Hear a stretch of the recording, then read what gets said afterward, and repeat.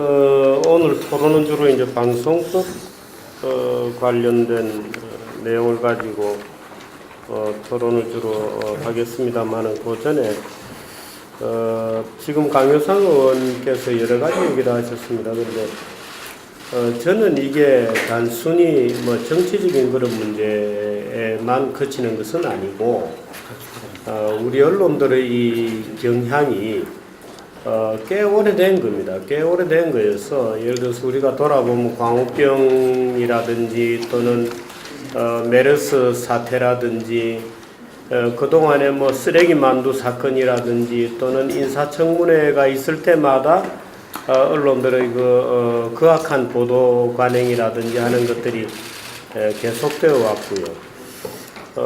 그렇습니다. 근데 뭐 그것뿐만 아니고 뭐 과장 보도라든지 뭐 이런 정도에 그칠 뿐만 아니고 놀랍게도 언론들이 어떤 편향성을 가지고 있는 것이 예를 들어서 브렉시트 같은 경우에도 마찬가지였고 트럼프 보도 같은 것도 대한민국 사람들이 트럼프에 대해서 가장 적대적인 국민들이었습니다.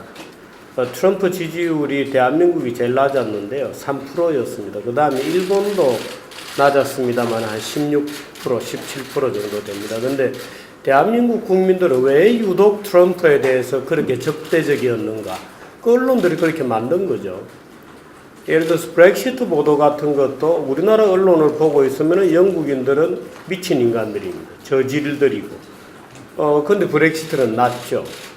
그 한국 사람들이 영국의 민주주의가 디폴트 났다고 우리나라 언론들이 전부 그렇게 썼습니다. 그런데 영국이 왜 브렉시트를 선택했는지에 대해서 진지하게 설명한 언론은 우리나라에 없습니다. 전혀 존재하지 않았어요. 왜 미국인들이 트럼프를 선택했는지에 대해서 진지하게 보도한 언론도 존재하지 않습니다. 말하자면 국제적으로 완전히 무식하고 까막눈인 도대체 세계가 어떻게 돌아가는지 알 수 없게 되어버린 언론이 우리나라 언론들입니다. 굉장히 특이한 현상들이 벌어지고 있어요. 그래서 단순히 언론들이 좌익적이 되고 있다기보다는 무식해지고 있다. 굉장히 무식해지고 감각적인 주제만 다루고 물론 그것은 아마 과당 경쟁에도 여러 가지 문제가 있고 하겠습니다만은 또 오히려 말하자면 언론의 하단부가 언론의 상단부 제도권 언론들을 포위하고 함몰시키는 이런 과정들이 말하자면 언론 전체가 SNS화하는 그런 일련의 흐름들이 나타나고 있는 것 같습니다. 그런데 그 와중에 이제 최근에는 탄핵 정국을 둘러싸고 굉장히 정치적 압력이 높아지고 그런 정치적 압력들이 언론을 극단적으로 좌경적으로 몰고 있습니다. 예를 들어서 이번에 아마 여러분들이 혹시 뭐 제 개인적인 얘기를 아실지 모르겠습니다만은 탄핵에 반대한다는 언론은 존재하지 않았습니다. 탄핵 반대로는 어디에 쓸 공간이 없었습니다. 어디에 출연할 공간도 생기지 않았습니다. 제가 몸담고 있는 한국경제신문 안에서도 주필 혼자 탄핵 반대론을 꾸준히 개진했을 뿐이지 우리 회사의 조직 전체는 따라오지 않았습니다. 전혀 따라오지 않았고 통제 실패했습니다. 그런데 그런 현상들이 모든 조직에 만연해 있고 더군다나 최근에는 이제 탄핵이 어떻든 끝나고 탄핵이 대통령이 파면되는 분위기와 함께 굉장히 반자유주의적인 말하는 언론을 통제하려고 하는 강력한 정치권으로부터의 압력이 생기기 시작했다고 저는 보는데요. 물론 그전에도 있었습니다. 오늘 주로 토론하게 될 방송법 관련 내용들도 그런 노력들 중에 하나이죠. 그래서 아마 이 문제는 대한민국 자유 언론의 굉장히 심각한 디폴트 상태가 앞으로 생길 거다 하는 느낌을 저는 개인적으로 갖고 있습니다. 그 자유 언론은 이제 거의 끝난 것 같다. 좌경적 세계관에 동참하지 않으면 실제로 정치권으로부터 강력한 태클을 받게 되고 규제를 당하게 되고 프로그램이 없어지고 또는 자유 언론이나 정치적 반대 의견을 가진 언론인들이 언론 현장에서 축출되는 그런 현상이 앞으로 굉장히 심하게 나타날 가능성도 있다고 저는 우려하는데 모르겠습니다. 그 여러 국회의원님, 특히 여기 오늘 오신 국회의원님들께서 이 사태를 얼마나 심각하게 보고 있는지 모르겠습니다만은 이번에 탄핵과 관련되어서는 기존의 언론에 의해서 만들어졌던 프레임, 온갖 종류의 그동안에 잘못된 엉터리 보도, 예를 들어서 문창극 보도, 이런 것들은 악의적 편집들이 있었죠. 근데 그런 악의적 편집들이 처벌받지 않고 지금까지 왔습니다. 이제 그러다 보니까 이제는 언론 전부가 완전히 찌라시화 되었습니다. 예를 들어서 동아일보 같은 경우에조차도 최순실 보도 과정에서 목욕탕 때밀이 아주머니의 인터뷰 기사를 일면 톡으로 쓰고 그랬습니다. 그 기존의 정통 제도권 언론으로서는 도저히 생각할 수 없는 그런 보도 양식이 들어왔고 언론들은 거기에 매몰되고 있고 그것을 경쟁하고 있습니다.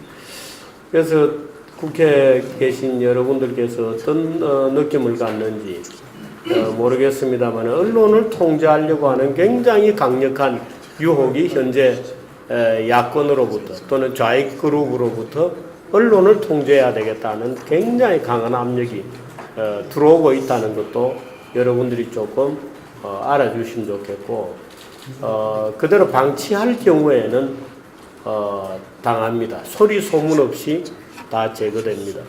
그게 언론 내부적으로도 그런 일이 일어나고 있고요. 예를 들어서 일부 언론에서 보면 자유민주주의와 시장경제에 대해서 사설을 쓰거나 또는 관심이 있는 언론인들은 차례차례 제거되고 있습니다. 동아일보도 마찬가지고요. 차례차례 제거되고 있습니다. 이런 상황이 되풀이되고 있죠.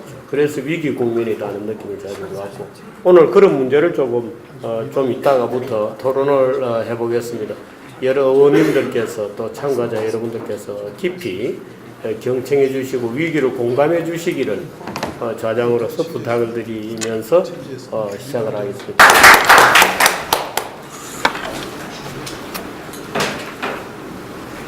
이미 우리 고영주 박민준 이사장님께서 좋은 말문을 열어주신 것 같아요.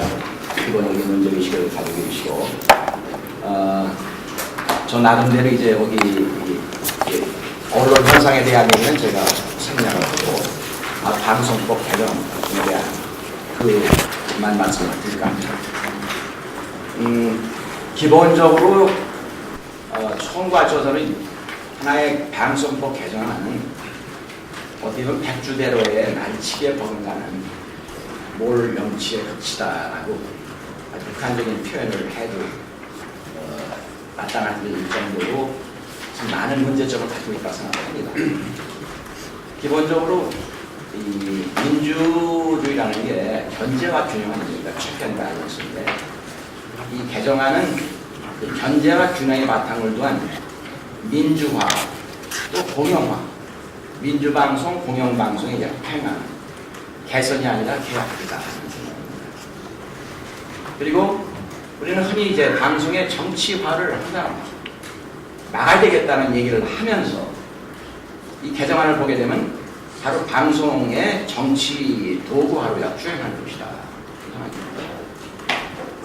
그리고 이 방송이 그동안에 이 무용방송이라는 얘기를 많이 했습니다. 연결을 표하면서 공영방송이냐, 근데 공영은 공공자의 빈영자, 공영도 빈공영으로 전락하고 거기에 노영으로 우리가 지금 이 전환이 된 게 아니냐는 그러한 신뢰의 많은 얘기를 했는데 이번 이게 많이 된다면은 입법화를 통해서 대못을 박는 그런 행위가 아니냐는 생각입니다.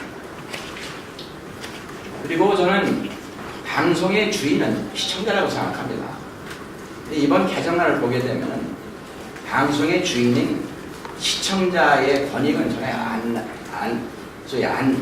전혀 보이지 않는 이러한 소위 상식을 벗어난 그러한 시도라는 생각을 합니다. 그래서 결국에는 특정 세력이 방송을 이제 정부는 소위 대거 진출하기 위한 그러한 거점을 마련하기 위한 그러한 미사역으로 포장된 그런 개정안이 아닌가 생각합니다. 전체적으로 본다면은 그동안의 방송에 이제 분산됐던 그러한 이 역할을 무력화시키는 거다 한마디로 하면. 그러니까 방송통신위원회로부터 시작해서 공영방송의 이사회, 그리고 방송사의 경영진, 그리고 시청자의 권위까지도 다 무력화시키는 아주 묘한 개정안이라고 저는 생각합니다. 그러면 우선 첫 번째 이사회의 기능 무력화. 이사회 가장 중요한 게 사장 선임권입니다. 그런데 선임권을 사장 추천위원회를 만들어가지고 이사회 권한을 빼는 겁니다. 그리고 이사 수도 또 13명으로 또 해가지고 이것까지 숫자만 늘려만 되는 것이냐. 그 이유는 제가 나중에 말씀드리겠습니다. 그리고 아까 이사장님 말씀하셨듯이 특별 다수제, 일반적인 것은 우리가 과반수인데 특별 다수제라는 일단 3분의 2 이상, 그러니까 헌재가 바로 3분의 2 이상이 되거든요. 그럼 특별 다수제까지 도입을 해가지고 이게 좌지우지하시는 이러한 함부로 할 수 없는, 한쪽에 할 수가 없도록 하는, 이건 결정을 낼 수 없는 그러한 구도로 만들어가는, 여기서도 문제가 있다. 그래서 결국에는 이사회로부터 사장 선임권을 박탈하면서 지배력을 상실게끔 만드는 것이다. 어떻게 보면 이게 이제 정치 세력의 허가제에 해당합니다.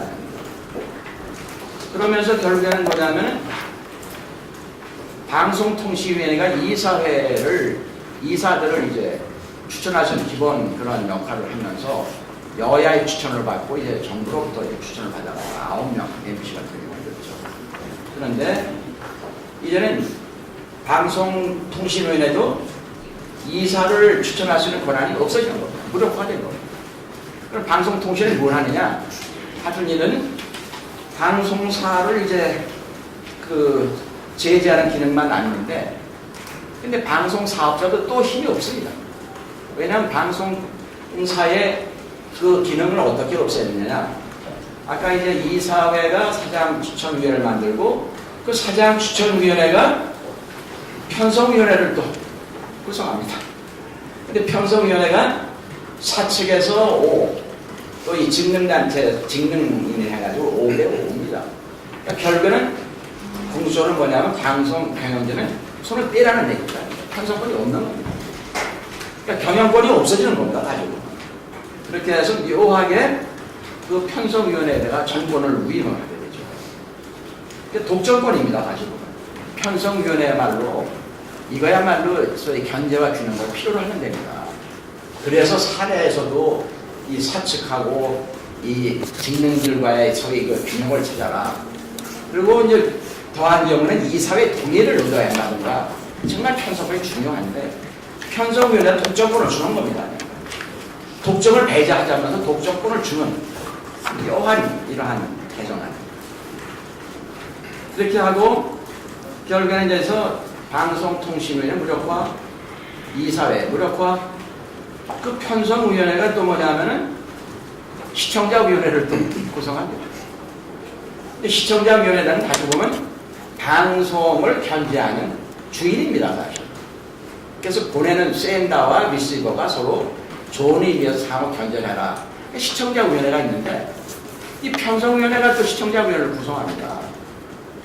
그러니까 도대체가 이것이 결국에는 편성위원회의 예속화가 되는 거죠. 그래서 시청자의 권익을 보호하는 시청자 나름대로의 그런 역할을 알살시키는 이러한 겁니다. 가장 중요한 게 그러면 방송통신회에 가지고 있던 이사 추천권인데, 이게 이제 완전히 방송통신회는 권한이 없고 이게 완전히 국회로 넘어가요. 근데 국회는 이미 아시다시피 이제 국정감사도 하고 사장 청문회도 하고 또 결산 추인도 하고 이러면서 이제 추천권까지 독점을 하겠다. 그 자기가 추천하고 자기가 또 견제를 하겠다. 이게 앞뒤가 맞지 않는 수준입니다. 그래서 정치권을 배제하도록 가야 되는 것이 이제 공영화, 민주화의 방송인데 이게 완전히 정치권으로 가는 이렇게 해서 방송통신위원회는 이제 무력화됩니다. 힘이 없어요. 그래서 결국에는 무력화를 향하는 악법이다 이런 생각을 했습니다. 그리고 이제 시청자위원회가 가장 중요한데 결국엔 저는 지금은 그러니까 이원적인 접근입니다. 그러니까 사측과 종사자 이런 식으로 얘기하는데 사실은 시청자와 집행기관과 방송인 이런 삼자적인 구도가 되어야 되는 것이다. 그 집행기관은 이사회라든가 경영진 게 집행기관이고 그다음에 방송인들이 있고 그 다음에 시청자 그래서 삼원적인 구도로 되어야 되는데 시청자의 권한이 완전히 편성전에서 추천하니까 이제 시청자는 이제 권익을 행사할 수 없는 이런 수단으로 전락합니다. 이러한 모순을 갖고 있다는 얘기입니다. 그리고 이제 여기다가 이제 이사 자격을 보통은 우리가 이제 이 전문성을 얘기합니다. 이제 뭐 학교라든가 또는 그 방송인 출신이라든가 이렇게 얘기하는데 이번엔 묘하게 이용자 보호 활동 10년 이상 경력입니다. 이용자 보호 활동 결국에는 시민단체입니다. 근데 이미 아시다시피 시민단체는 누가 거의 뭐 80~90%를 누가 장악하고 있습니다. 결국에는 그들 자익활동가들의 를 겨냥한 게 아니냐는 그러한 의구심을 떨쳐버리기가 어렵습니다. 그리고 13인, 지금 KBS는 11인인가 돼 있거든요. 그리고 MBC가 9인인데 13인으로 좀 늘리됩니다. 숫자가 꼭 많아야 되느냐. 한쪽에는 수가 많은 것도 의미가 또 있겠죠. 그러나 여기서 본다면은 특정 언론 세력의 밥그릇을 이런 게 아니냐는 이런 데 대한 또 의구심을 또 버리기가 어렵습니다. 거기다가 이제 회의 공개 원칙인데 이것도 어떻게 보면 비공개 사유가 발생할 때 또 어떻게 합니까? 이런 문제라든가 또 이 사회가 의결한 범위 내에서 이렇게 하는 것이 정상인데 꼭 이렇게 못을 박아서 회의 공개를 해라 이렇게 돼가지고 열면 특정 세력의 경제력 확대를 위한 장악 의도가 아니냐 뭐 이러한 또 의구심을 떨쳐버리기가 어렵습니다.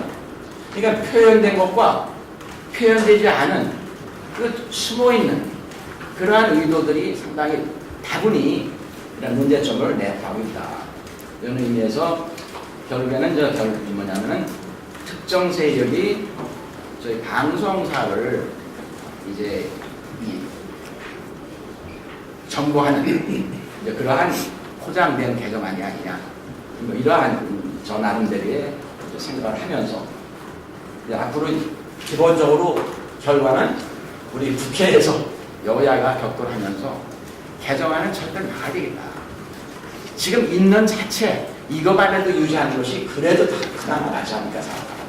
옛날에는 우리가 그 전두환 시절에 우리 언론법, 언기법 하면서 아주 나쁘다고 했는데 지금 이제 점점 이렇게 이제 방송법도 많이 개정이 됐는데 이번 개정안이야말로 치압이라고 저는 개인적으로 생각합니다. 절대 꼭 막아주셔야 합니다. 이런 불쌍 말씀드리고 결론 삼아서 저는 언론에 대한 얘기 저는 보통 저널리즘인데 너절리즘이라는 얘기를 많이 합니다.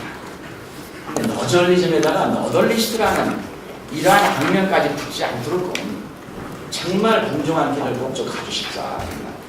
이게 저 개인적인 소망이면서 우리 대한민국 시청자, 독자, 아들의 하나의 대변하는 큰 소리가 있다는 것을 염두에 두셨으면 좋겠다는. 이 방송법 개정안에 보면 모든 권한은 사장이 5, 그 다음에 이 노조가 5 이렇게 해서 그 편성위원회에서 예. 모든 걸 결정할 수 있게 되어 있습니다. 네, 모든 걸 이상로 결정할 수 미디어 있고 포럼 회장께서 발언을 시작하셨습니다. 계속 듣도록 하겠습니다. 그 다음에 저 결정 나가면 어떤 이 조언 뭐냐면 사장도 이 편성위원회에서 결정사항에 반대하면 형사처벌을 받게 되어 있습니다. 그 옛날에 규정이 네, 형사처벌을 받게 되어 있습니다. 그러니까 모든 권한은 형성위원회에 있습니다. 그리고 형성위원회는 사측이 5, 그 다음에 그 노동조합 측에서 5. 결국 이 법안은 노동조합이 모든 것을 편성, 제작, 모든 권한을 행사하고 여기에 따르지 않는 사장은 형사처벌까지 받을 수도 있는 것이 방송 관련 여러 가지 법안들입니다. 어차피 제 순서가 됐으니까 그냥 진행할까요? 네. 저는 그 문화방송에서 30년간 근무했고요. 그 다음에 제가 지금 드린 말씀은 한편의 다큐멘터리를 지금 말씀드립니다. 2007년부터 2013년까지 저는 그 공정방송 노동조합 위원장을 했습니다. MBC에는 3개의 노동조합이 있습니다. 그 민노총 산하의 그 언론 노동조합이 있고요. 그 다음에 그 간부 노동조합이 있고, 그 다음에 그 젊은 사람들 제3 노동조합이 있습니다. 저는 간부 노동조합 위원장을 2007년부터 2013년까지 했고, 제2 노동조합 위원장으로서 1000여 명의 그 언론 노동조합원들과 우리 간부한 52여 명이 2007부터 13년까지의 대립한 이 다큐멘터리를 지금 말씀드린다고 생각하면 틀림없을 겁니다. 2007년도에 제가 주조에서 MD를 방송을 할 때 광우병 파동을 직접 방송을 제 손으로 송출했습니다. 이걸 보면서 대한민국이 망할 수 있겠구나 싶어서 제가 이 노동조합 위원장을 자청을 해서 내려가서 일성이 PD 수첩 전원을 해고하라. PD 수첩 이 PD들을 전원을 해고하라 라고 했습니다. 그리고 해고하지 못하면 사장은 사임하라 라고 강하게 그때부터 투쟁을 시작했습니다. 그리고 이제 2009년도에는 손석희 씨의 100분 토론 조작 사건이 있었습니다. 100분 토론이 다 끝났어요. 그런데 끝나기 직전에 한마디를 하는데 시청자 의견은 이런 게 올라왔습니다 라고 하는 겁니다. 그 뭐냐면 진보 진영께서 그동안 많은 그 민주화에 공헌을 했다 라고 하는 시청자 의견이 올라왔다는 것을 소개했는데, 그 사람이 나 그런 일 없다, 거짓말이다 항의를 했어요. 결국 거짓말임이 밝혀져서 MBC가 사과 방송을 하는 일이 벌어지기도 했습니다. 그 다음에 이제 그 사장이 바뀌었습니다. 저희가 PD 수첩 광우병 파동에 때문에 사장을 좀 교체하자라고 강하게 저희가 요구했고, 사장이 교체된 건 뭐냐면 이제 방송문화진흥회의 이사의 구성이 이제 이명박 정권이 들어서서 여가 다수당이 된 겁니다. 그래서 바뀌었어요.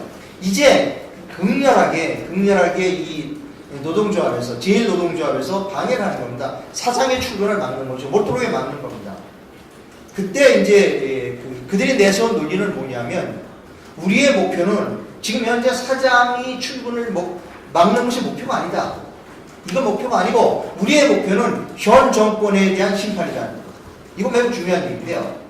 공공연하게 그들이 내는 그 유인물에 우리의 목표는 지금 현재 사장 이거 아니고 우리의 목표는 이 정권에 대한 심판이다라고 하는 겁니다.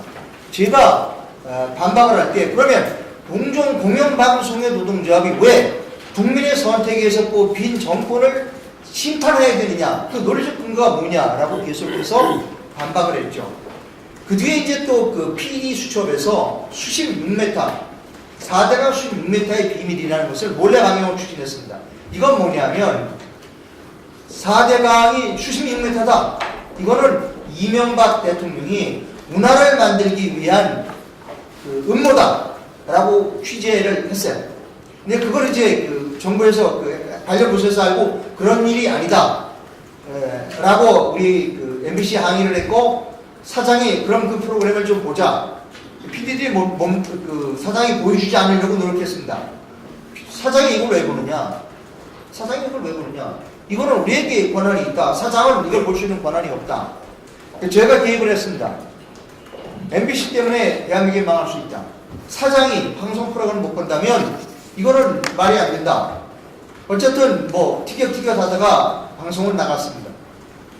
그 다음에 이제 이렇게 계속 끊임없이 제일노동조합이 사장을 괴롭혔습니다. 그래서 단체 협약을 체결했어요. 이것이 제가 지금 말씀드리는 이 단체 협약을 지금 전 방송, 전 언론사, 전 방송에 모두 확산하자고 하는 것이 지금 현재 방송법 개정안의 목표입니다. 그때 만들었던 MBC와 MBC 노동조합이 합의했던 단체 협약 내용을 대한민국의 모든 방송에 그대로 적용하겠다고 하는 목적이 지금 현재 방송법 개정안이 갖고 있는 목적입니다. 주요 내용을 좀 살펴보면 이런 게 있습니다. 사원들이 부장, 국장, 그리고 본부장을 평가합니다. 상향평가라고 해서 거기서 상하로 사원들이 평가를 해서 최하 점수를 받게 되면 사장에게 통보를 하고 보직에서 제외가 됩니다. 그러니까 말을 안 들으면, 그러니까 자기들에게 말을 안 들으면 그 보직을 받을 기회가 없어지는 겁니다. 그 다음에 이제 또 어떻게 했냐면 지금 공정방송협의회라는 걸 만들었습니다. 이 공정방송협의회는 지금 현재 개정법의 편성위원회와 똑같은 겁니다. 이 공정방송위원회가 노사 동수로 구성이 됩니다. 이 공정방송위원회에서 프로그램에 대한 평가를 합니다. 그래서 여기서 마음에 안 들면 국장, 본부장, 그리고 지방사 사장, 지방사 편성국장 다 불러올려서 망신을 줄 수 있습니다. 그리고 사장에게 이 사람 해고를 요구할 수 있습니다. 그러니까 지금 우리 방송법 개정안에 들어가 있는 편성협의회가 바로 MBC가 했던 공정방송협의회 내용 그대로입니다.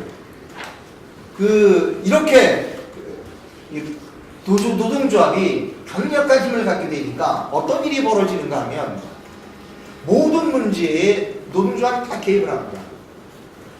가장 큰 문제인 인사 문제에 개입을 합니다. 지금은 좀 그만두셨지만 옛날 그 사장님한테 인사 결제가 올라갈 때 A 하나고 예를 들면 보도국장을 이제 발령을 했대. A와 B가 올라가면 그 사장께서는 다시 돌려보냅니다. 그렇게 말고 A 한 사람이나 B 한 사람으로 결정을 해달라. 그 얘기 뭐냐면 나는 인사권 행사 안 할 테니까 노동조합이 발령을 내라는 겁니다. 그 다음에 이제 이렇게 했어요. 잘 됐어요. 이렇게 불러나가는데 문제는 뭐냐면 2012년도에 대총선과 대선이 예정이 되어 있었습니다. 이렇게까지 노동조합이 인사권 모든 걸 다 전권 행사할 수 있음에도 불구하고 총선과 대선이 앞두니까 이들이 파업을 하는 겁니다. 파업을 해서 정치권 파업입니다. 뭐냐면 지금 현재의 방송이 불공정하다 라고 하는 여론을 만들기 위해서 파업을 하는 겁니다. 그래서 이들이 내세운 건 뭐냐면 지금 현재의 사장이 낙하산이다. 그래서 제가 즉각 반박했습니다. 지금 현재의 사장이면 옛날에 좌파 정권 때에 내려봤던 사장은 왜 낙하산이라고 얘기하지 않은지를 논리적으로 설명하라. 이걸 계속 두들겨 패니까 주상 표현이 좀 거칠어서 이걸 계속 물고 늘어지니까 그 다음에 내용의 논리는 뭐냐면 지금 현재 사장이 가장 불공정한 방송을 했다. 오케이, 잘 걸렸어. 언론인이 표현을 쓸 때는 조심해야 돼. 가장 불공정한 방송을 했다고 그랬지. 지금부터 따지자. MBC 사장 중에는 임기 내내 어떤 정당의 편드는 방송을 하다가 임기가 끝나자마자 비례대표 국회의원직을 받아서 나간 사람도 있어. 또 MBC 사장 중에는 엉터리로 PD 수첩 광우병을 만들었다가 나간 사장도 있어. 또 어떤 사장 중에는 DJ 때입니다. DJ 때요. 우리나라 선거법에 보면 선거 일주일 전에는 여론조사 공개를 업로드 되어 있습니다. 그런데 일주일 전을 앞두고 DJ 쪽에서 0.몇 %가 여론조사가 앞섰다는 결과를 받았습니다. 이걸 가지고 KBS 찾아갔어요. 이 KBS 당시의 사장은 우리는 이 선거법 때문에 방송 못합니다 라고 해서 방송을 안 했습니다. 이걸 가지고 MBC에 찾아왔습니다. MBC 사장은 그걸 방송을 해줬어요. MBC 사장은 나중에 정보부처의 사장으로 갔고 KBS 사장은 구속됐습니다. 자, 이렇게 당신들이 지금 현재 사상이 가장 불공정하다고 방송했지. 그런데 내가 보기엔 지금 현재 사상이 가장 불공정하게 방송을 못했거나 안 했어. 따라서 가장이라는 부분에 대한 논리적인 근거를 대라 라고 얘기를 했습니다. 그리고 저는 이제 계속 그 문제를 제기했죠. 나는 편에, 그러니까 거짓의 편에 서주게 해주시는 하나님께 감사한다. 그리고 젊은 기자들, 젊은 아나운서들, 젊은 PD들에게 얘기한다. 당신 집에 가서 한번 물어봐라. 당신 집에 가서 당신 부인에게, 그리고 당신 자식에게 내가 정말 내 자신이 공부를 하는 훌륭한 언론인인지를 당신 가족과 당신 그 부인과 가족에게 물어봐라. 이렇게 계속해서 자존심을 건드렸습니다. 그리고 그 뒤에 얼마 있다가 제3노동조합이 생겼죠. 지금 이제 MBC에 공정하게 방송하라고 노동조합이 제3노동조합입니다. 그 제3노동조합이 탄생하게 된 배경이 있는 겁니다. 그리고 이제 여러분이 나눠드린 이게 있습니다. 오늘 아침에 찾아낸 건데요. 이표를 한번 봐주시면 MBC 노동조합은 선거 천만대학을 파업을 했습니다. 이 자료를 보면 1988년부터 그 2012년까지의 파업이 결과합니다. 그런데 그러면 진보 정권, 그러니까 김대중 정권과 노무현 정권 10년 동안에는 며칠을 파업했느냐? 10년 동안 한 15일밖에 파업을 안 했습니다. 그런데 이명박 정권 4년 반 동안에, 이명박 정권 4년 반 동안은 235일을 파업을 했습니다. 235일을 파업했습니다. 그래서 제가 사장을 매우 뭐라고 쳤습니다. 전원이 그때 한 760명 정도 됐는데요. 저녁에 60명 전원을 해고시켜라. 그리고 무노동 모임금이다. 노동조합에게 1원이라도 파업 중인 노동조합원에게 1원이라도 인건비를 지급하면 사장을 즉각 노동법 혐의로 고발하겠다 라고 몰아붙였습니다. 그래서 인건비가 하나도 지급이 안 됐습니다. 여기서 재미있는 말씀을 하나 드릴게요. 이제 200며칠씩 월급을 못하니까 매우 어려워지기 시작하는 겁니다. 이러니까 이 MBC 간부 중에 몰래 그 노동조합원들을 저녁에 모아놓고 밥을 사주고 복지를 제공하는 MBC 간부들이 있었습니다. 제가 그걸 알고 사장에게 즉각 파면하라 라고 요구를 했습니다.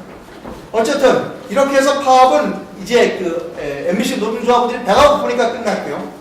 그 다음에 이제 또 있습니다. 뭐냐면 2013년 14년인데요. 국회에서 절 좀 오라고 해서 아마 이 자리에 제가 왔을 겁니다. 그때 뭐냐면 해직 언론인 명예훼손에 관한 법률을 만들겠답니다. 해직 언론인 등의 정식 명칭이 해직 언론인 등의 복지 및 명예회복을 위한 특별법입니다.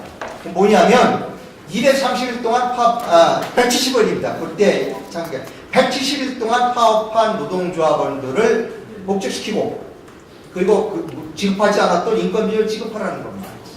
그때 제가 나와서 발언했습니다. 저는 이 특별법 제정에 절대적으로 반대하고 이들은 총선과 대선을 앞두고 정치에 개입하기 위해서 파업한 사람들이라 언론인이 아니라 정치인입니다. 문화방송 사규는 우리 사본들의 정치 행위를 엄격하게 금지하고 있습니다. 따라서 이들은 명예를 지켜야 할 언론인들이 아닙니다. 따라서 이들의 복직 그리고 특별법을 만드는 것은 정의 이름으로 반대합니다. 라고 말했고 이석규 의원하고 상당하게 많은 논쟁을 벌였습니다. 자, 이제 제 결론을 말씀드립니다. 지금 현재 방송관련법 개정안은 노영화를 추진하기 위한 법입니다. 그래서 정치권에 말씀을 드립니다. 노동조합으로 이익을 기대하는 정치인은 마약을 사용하는 정치인과 똑같습니다. 마약은 달콤할지 모르지만 결국 노동조합의 그들도 노예가 될 수 있습니다. 공천권도 아마 갖게 될지도 모릅니다. 두 번째, 노동조합, 이런 권력을 주려고 하는 노동조합원들에게 말씀드립니다. 지금 현재는 다 제 후배일 텐데요. 이것은 제 문장이 아니라 2010년 4월에 미래한국의 한정석 편집위원회 말을 인용합니다. 그러한 권력을 자신들의 정치적 영향력을 확대하고 싶은, 즉 노동조합이 자신들의 정치적 영향을 확대하고 싶은 유혹을 느끼겠지만, 노동조합이 근본적으로 권력을 지향하는 언론과 언론인은 권력의 향배에 따라 절개도 바뀌는 매춘부적 속성을 갖고 있다. 그것을 깨달아야 한다. 매춘부들은 선도하고 감시해야 할 존재이지 영혼의 반려자로 삼을 존재는 아니다. 다시 한번 종합적으로 말씀드리면, 방송관련법안은 방송의 노용화를 목표로 한 것입니다. 그리고 그 목표를 향해서 나가는 두 개의 집단, 정치권들은 마약을 사용하려고 하는 사람들이고, 그리고 그 어떻게든지 권력을 쥐고 흔들려고 하는 노동조합원들은 한정석 편집위원이 말했던 부분을 명심하시기 바랍니다. 좀 길었습니다. 죄송합니다. 네, 고맙습니다. 네, 다음은 미디어팬의 박한영 논술위원을 모시고 사기 탄핵의 주역 종편. 종편만 그런 건 아닌데. 종편 중심으로. 한번 예. 관심을 보시면 저는 종편의 보도 행태, 사례들에 대해서 나열을 했어요. 탄핵이 시작되고 나서 일련의 보도 행태를 보면 문제성 있는 부분이 상당히 많습니다. 태극기를 친박 프레임으로 가둔다거나 아니면 대통령 개인 공격에 노래진 채널A의 독점성, 그 부분에 보면 특히 차은택 보도 관련해서 보면 심각한 부분이 많을 거니까 그 부분은 제 말씀을 좀 참고해 주시고요. 보시면 괜찮을 것 같습니다. 저희 오늘 같이 토론을 진행해 주신 패널 선배분들은 방송국에 관해서 아주 설명들을 잘 해주셨는데요. 뭐 복잡하지가 않습니다. 제가 볼 때는 방송법 일부 개정안을 추진하는 그 근거를 보자면 언론노조 쪽에서 언론노조와 야당이 주장하는 가장 근본적인 것을 정치적 중립성과 공정성입니다. 이 부분이 야당과 언론노조의 공조에 의해서 진행되고 있는데, 혹자는 이 언론노조를 상당히 폄하하는 것이 있어요. 근데 언론노조를 보면 민주노총 산하의 전국 언론노조는 각 방송 지부를 또 형성하고 있습니다. 각 방송 지부는 KBS, MBC에 관련한 MBC의 경우를 보자면 80%는 전국 언론노조의 노조원입니다. KBS의 경우에는 약 60%에서 70%에 달하고요. 이들이 장악하고 있는 인터넷 언론부터 각 매체들은 전부 포털에 집중되어 있습니다. 이번 탄핵 사태로 마찬가지로 포털에 저희가 접속을 하게 되면 모두 언론 노조의 주장들을 고스란히 저희가 봤을 텐데요. 이 토론에 지금 현재 의원분들이 참 많이 계십니다. 언론 노조의 힘이 얼마나 강했냐 하면 그 탄핵소추에 관한 그 탄핵소추 안에, 국회 탄핵소추 안에 70%에 해당하는 근거 자료가 뭐였습니까? 현행법 위반이었습니까? 아니면 보도 자료였습니까? 그리고 마지막 헌재 이정미 헌법재판소장이 결정문을 또박또박 낭독하면서 국회 탄핵소추 안에 들어있지 않은 부분을 이번 탄핵 인용의 결정적인 주요 요인으로 삼았습니다. 그 부분이 바로 K스포츠 미르재단 관련한 부분일 텐데요. 이 부분 역시도 언론이 제기한 그대로 의혹 보도일 뿐이었습니다. 왜냐하면 아직 형사상 어떤 결과가 도출된 게 아니니까요. 자, 저는 마지막으로 간단히 읽고 끝내겠습니다. 저는 이거 읽어드려야 되는데요. 간단히 읽고 끝내겠습니다. 좀 전에 말씀드렸듯이 전국 언론노조와 야당, 지금 앞으로 모르겠습니다. 미래 권력이 될지는, 그들이 아주 강한 공조하에 이번에 통과를 주도하고 있는 것이 방송법 일부 개정안, 전국 언론노조의 규정을 제가 읽어드리겠습니다.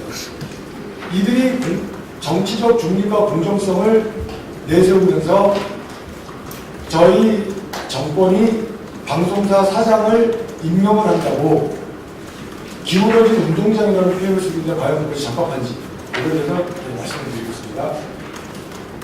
전국 언론노조의 규정입니다. 제1조 위원회 명칭은 전국 언론노동조합, 정치위원회를 하나, 약칭은 정치위원회를 한다. 제2조 목적과 사업 부분입니다. 정치위원회는 조합의 강령과 규약, 정치 방침에 따라 조합의 정치활동 역량을 강화하고 민주노총과 제1단체 및 진보 정치 세력과 연대하여 노동자 민중의 정치 세력화를 위하여 다음 각종의 사업을 추진한다. 노동자의 정치 세력화 및 진보 정당 활동 관련 교육 선전, 노동자 정치 활동 역량의 조직화, 정치 방침 수립 및 정책 개발, 각종 정치부사 주관 및 참여 조직화, 각종 정치사업 관련 회의와 활동 참여, 정치위원회 조직화 및 회의 준비, 기타 정치사업. 넘어가세요. 본부, 지부, 분해 정치위원회입니다.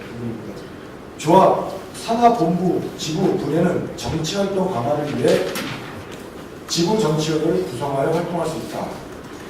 정치위원회는 조합 정치활동에 대한 지도 자문을 위해 그 산하의 교수, 변호사 등의 전문가, 노동계를 비롯한 각계 각층의 진보적 인사들이 참여하는 자문위원회를 볼 수 있다. 이 전국 언론노조 산하의 각 방송사 노조, 언론노조들, 각 지부노조들은 출발 자체가 자기들 스스로 정치적 중립성, 정치적 공정성에서 스스로 자유롭지 못한 하나의 프레임 안에 가두고 시작하는 방송법 일부 개정안 5년차, 6년차에 접어드는 시도를 지금까지 발행하고 있는 것입니다. 그러니 저희 의원님들께서는 단순히 이 사장의 문제를 어떻게 할 것이냐, 이사진의 문제를 어떻게 할 것이냐, 보도 혜택 문제를 어떻게 할 것이냐가 주요 쟁점이 될 게 아니라 전국 언론노조의 이 문제성을 좀 깊이 인식하셔서 이 방송법 일부 개정안에 숨겨진 저희는 무엇인지 이것이 공론화가 될 수 있게끔 노력들을 좀 해주시고요. 저희 언론에 종사하는 사람들은 이 문제를 조금 더 널리 알리는 일에 힘써야 될 것 같습니다. 이상.